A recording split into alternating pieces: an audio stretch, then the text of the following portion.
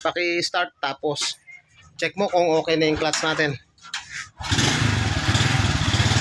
Sige, sabiya. Uy, lakas.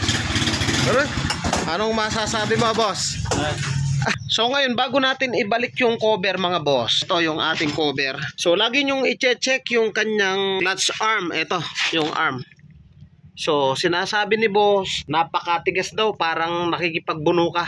So itong arm, i-check nyo, pag tinulak nyo to, dapat bumabalik yan mga idol. So napansin ko rito. So ito yung sinasabi ko mga idol, oh. Yung arm nya. So tulak na, ayan oh, nakaangat oh, nakaangat dito. So babalik ko. May spring siya para bumalik.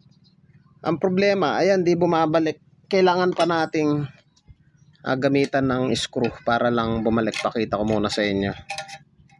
Balik natin. Stack up yan mga idol sa loob.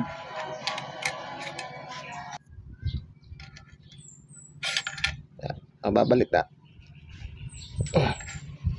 Napakatigas. O ngayon, tulak naman natin ng pakabila. Tingnan nyo mga idol. Ayan o. O ayan o. Tingnan nyo yung lever o. Napakatigas.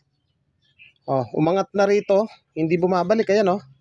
So ngayon, pag ganyan ang issue, huwag nyo basa-basa ibabalik tong cover kasi sayang yung gastos ng customer. Mag-i-sliding clutch na naman.